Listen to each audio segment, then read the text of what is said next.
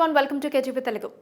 Congress party నాయకత్వం అయోధ్య విషయంలో చాలా తెలివి తక్కువగా వ్యవహరిస్తోందా, లేక లౌకికవాద ముద్రను కాపాడుకోవటానికి నిష్కర్షగా వ్యవహరిస్తోందా అన్నది అర్థం కావటం లేదంటున్నారు రాజకీయ పండితులు. లౌకిక ముద్ర కోసమే రామమందిరంలో ప్రాణప్రతిష్ఠ కార్యక్రమానికి దూరంగా ఉండాలని కాంగ్రెస్ నాయకత్వం భావిస్తే మాత్రం దానివల్ల రాజకీయంగా నష్టమే తప్ప దమ్మిడి ప్రయోజనం ఉండదని వారంటున్నారు. కాంగ్రెస్తో పాటు మరికొన్ని ఇండియా కూటమి పార్టీలు అయోధ్యకు దూరంగా ఉండటం వల్ల అంతిమంగా లబ్ధి పొందేది భారతీయ జనతా పార్టీయే అంటున్నారు వారు. 2-3 నెలల్లో ఎన్నికలు పెట్టుకుని హస్తం పార్టీ నేతలు ఇంత చిన్న లాజిక్ ఎలా మిస్ అవుతున్నారో అర్థం కావటం లేదని వారు పెదవి విరుస్తున్నారు.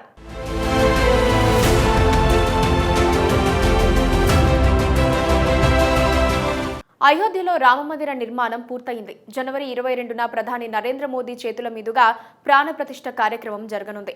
ఈ కార్యక్రమానికి దేశం నలుమూలల నుండి వివిధ రంగాలకు చెందిన ప్రముఖులతో పాటు అన్ని రాజకీయ పార్టీల నేతలకు రామాలయ ట్రస్ట్ ఆహ్వానాలు పంపింది. అయితే కాంగ్రెస్ పార్టీ ఆహ్వానాన్ని అందుకున్న మరుక్షణమే తాము రామాలయ కార్యక్రమానికి రావటం లేదని తెగేసి చెప్పింది. ఆధ్యాత్మిక కార్యక్రమాన్ని ప్రభుత్వాలు నిర్వహించడం సరికాదంది.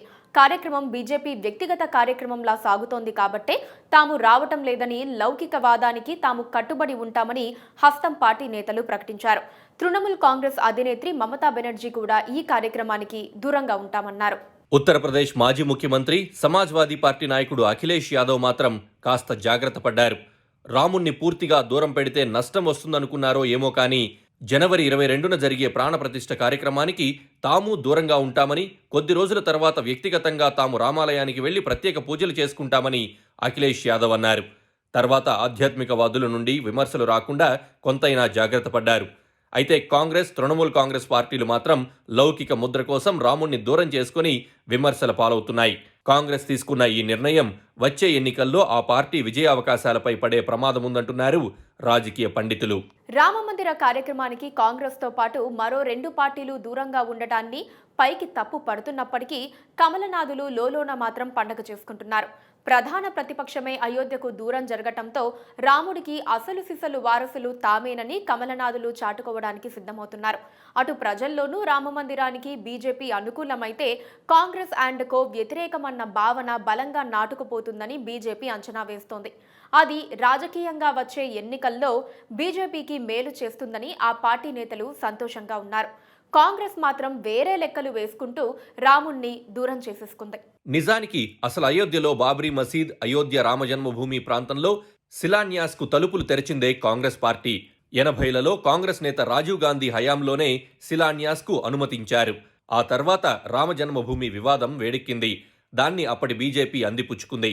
రామమందిర నిర్మాణమే తమ ఎన్నికల అజెండాగా ప్రకటించుకున్న కమలనాథులు 2 ఎంపీ స్థానాల స్థాయి నుండి ఒకేసారి 84 స్థానాలకు ఎదిగారు. ఆ తర్వాతి ఎన్నికల్లో మరికొన్ని సీట్లు పెంచుకొని ఎన్డీఏ ప్రభుత్వం ఏర్పాటు చేశారు. ఆ తర్వాత ఇంకొంచెం బలపడి 5 ఏళ్ల పాటు వాజ్పేయి నేతృత్వంలో ప్రభుత్వాన్ని నడిపారు. రాముడు బీజేపీకి అంత సాయం చేశాడు.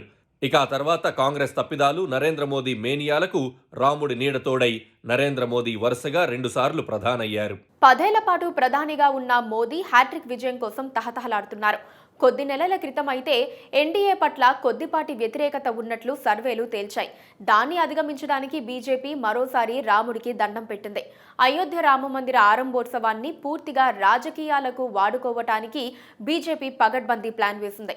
దాన్ని చక్కగా అమలు చేసుకుంటోంది. ప్రతి ఇంటికి అక్షింతలు పంపి రామమందిరాన్ని దర్శిద్దురుగాని రండంటూ ఆహ్వానాలు కూడా పంచిపెడుతున్నారు సంఘ్ పరివార్ నేతలు. ఇది దేశవ్యాప్తంగా ఉన్న రాముని భక్తులకే కాదు, హిందువులకు బాగా నచ్చేస్తోంది. వచ్చే ఎన్నికల్లో బీజేపీకి ఆ శ్రీరామచంద్రమూర్తే పూర్తి స్థాయిలో అండగా నిలిచే అవకాశాలున్నాయంటున్నారు రాజకీయ పండితులు. బీజేపీకి భిన్నంగా కాంగ్రెస్ రాముణ్ణి దూరం చేసుకుని భారీ మూల్యం చెల్లించుకునేలా కనిపిస్తోందని వారంటున్నారు.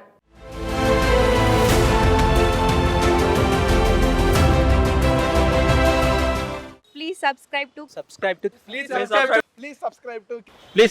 KTV Telugu. KTV Telugu. KTV Telugu. KTV Telugu channel.